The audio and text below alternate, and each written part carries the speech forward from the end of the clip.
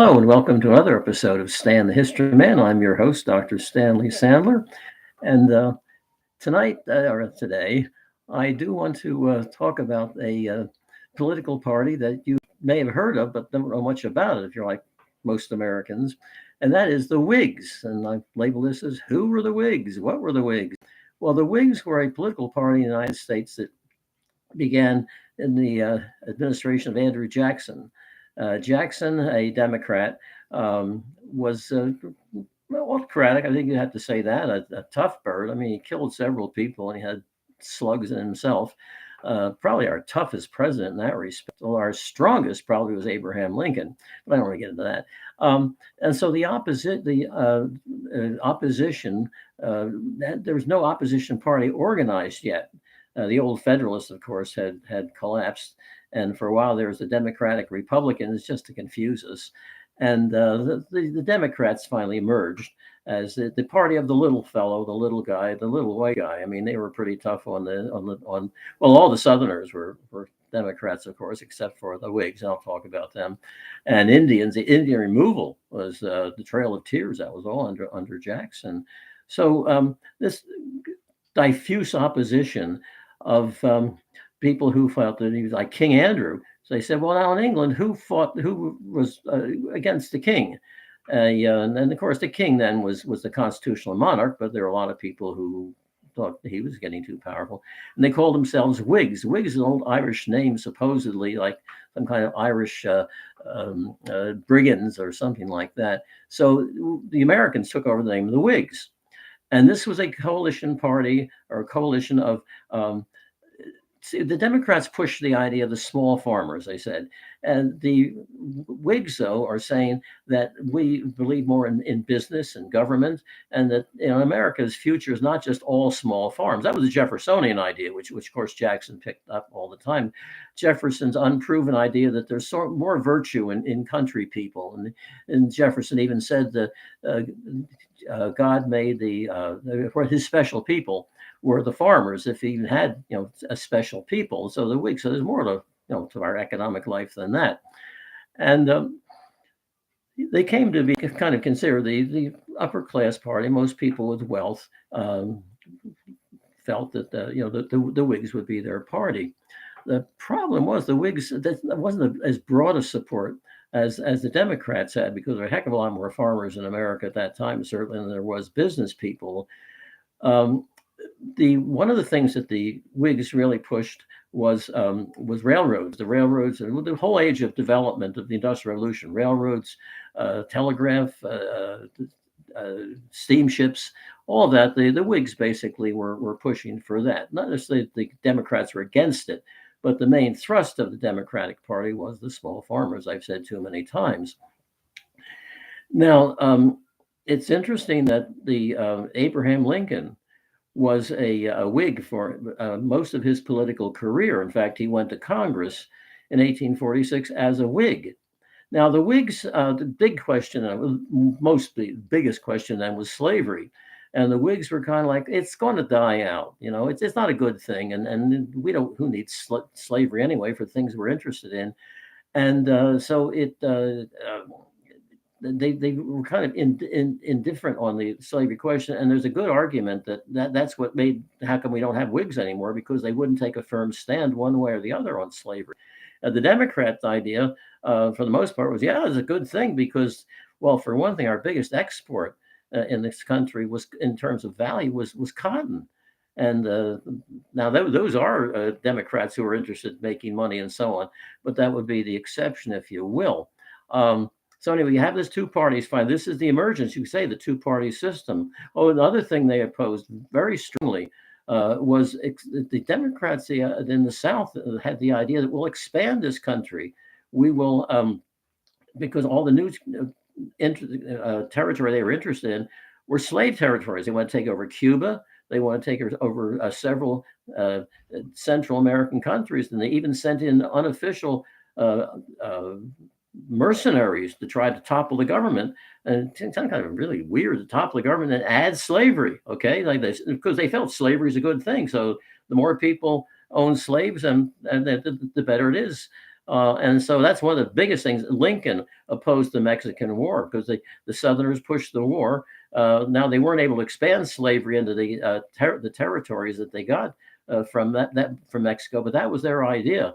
And Lincoln was very much. He said, "Look, I'm not going to, stop slavery. I can't do that." This is when he's president. But he said, "I'm going to do my best to see to it is not expanded." So he was a very strong opponent to the Mexican War as a Whig. And as a Whig, he was turfed out of office. He only served 1 2-year term, and which he wasn't that distinguished. He had some criticism of the war, but that was about it. Well, but the Whigs did elect 2 presidents, which shows that they really weren't that powerful. That whole structure from 1820s to the 1860s, they only elected 2 presidents, and it was luck what happened. Both died in office. All right. William Henry Harrison, 1840, won election in 1840, and he died within, I think, a month in office. He had probably the longest, it was actually the longest inaugural speech, but the shortest term in office. He was succeeded by Vice President Tyler, who was supposed to be a Whig, but then he went over, he was a Virginian. Tyler went over to the Democrats. And the second of the only 2 Whig presidents was Taylor, Zachary Taylor. He was a general in the Mexican War and did very well. So in America, if you got a general that does well, then people are talking about him as president. Oh, by the way, I should mention Harrison had a long military career. He was heck on the Indians. He took a lot of land away from the Indians, but that's the way it was in those days. And so Taylor came in 1848, and he died after 2 years in office in 1850. We're not sure again why neither president died of natural causes, but we don't know. Of course, the state of medicine in those days, there's some evidence that both of them may have died, and not the only ones in that area of the awful plumbing that was in D.C.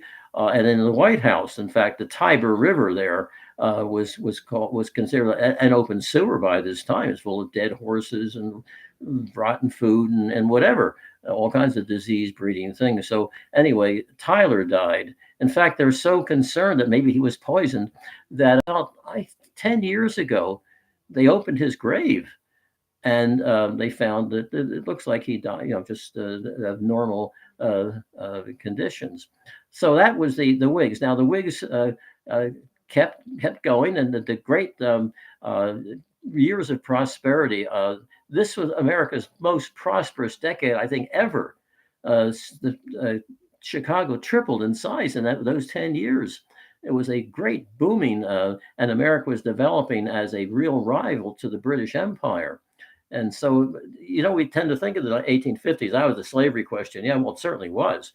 But the other one was or characteristic of that century was the decade rather was the question about expansion. And the Southerners, for the most part, were against expansion. And of course, the South was becoming more and more Democrats. So you can almost say the Democrats were against expansion, except for slavery. But expansion in the United States. They wanted, unless it benefited the South, they were really becoming monomaniacs. There are a number of things that they were in favor of, are opposed to. They're opposed to the Midwestern route of the Transcontinental Railroad. They're opposed to renewal of the National Bank. They're opposed to the free land, because they feel, well, then people will be leaving to go westward, and we'll have fewer people. And they just became monomaniacs. And the crazy thing was that all the things they were arguing for, in some cases getting, in other cases not, at least negotiating, they lost when they walked out of the Congress. Then there was nobody there for their interest. Now, there were still Democrats around, Northern Democrats, who, for the most part, said, we're neither here nor there on slavery, but the big thing is we want to keep the Union together. So there were many Northern Democrats in the Union Army. McClellan was one of our poorer generals, but he was a Democrat, and he wanted to preserve the Union. Anyway. So that the Whig Party, because of the slavery issue, they didn't come out with a firm stand. Well, a lot of people said, well, uh, uh, we'll just go over to the new Republican Party, which Lincoln did not join until about 1856 or thereabouts. He was a rising young lawyer and good political strength that way. And so he became, in the 1860 election, the only reason he got in, though, was he did not win a majority. The Democrats were so split between Southern Democrats and Northern Democrats, and there was the Breckinridge, another Democrat candidate, not sure what he stood for, and then Bell. So you have four parties calling themselves Democrat. And then, of course, the main Democratic Party under Douglas, who I'm sure read about the Lincoln Douglas debates.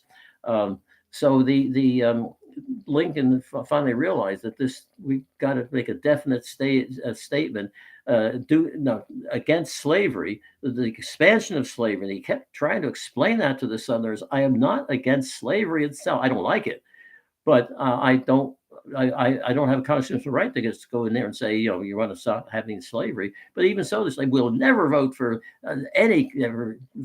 They call them black Republicans because they were supposedly in favor of the black man, and so it was. In a sense, the Democrats, Southern Democrats, shot themselves in the foot, and Lincoln came in with a plurality, but not a majority of candidates. And do you know that this is hard to believe, that there was not a single popular vote for Lincoln or the Republicans in the Deep South, Alabama, Mississippi, Louisiana. I think, well, it's just one or two, three or four people or something that would vote for him. I don't say not a party vote or anything. No, not a single individual in Alabama, Mississippi, or Georgia voted for the Republicans or for Lincoln. And that's pretty hard to believe that they were that fanatical in their beliefs. And of course, the belief wasn't just slavery; it was, of course, states' rights. But still, anyway, with the Civil War, then the Whigs were just crushed and went out of business. Actually, there were what they call cotton Whigs who in the South and who were probably making a lot of money out of cotton, but they were few in number. And then with the coming of the war, so you see, and a lot of people don't realize either, the Confederacy was a one-party state. Now they didn't say only Democrats can vote here. No, but if you were a Republican in the South, I mean, you tarred and feathered at least. So it was a one-party state. And we talk about the Southerners, and they're all Democrats. Okay, but again, to be fair, of course, there are lots of Democrats in the North as well. Well, that's the Whigs, and sometimes you hear people say, "Bring back the Whigs," and because economic development that the government could. The idea of government subsidizing business and industry, that's nothing new, and very much so for the railroads, especially. They get land on a checkerboard pattern. Every other acre or sector of land would be given to the railroads. Then that would cause development, and the other section that wasn't given to railroads, that would develop because the railroads were there.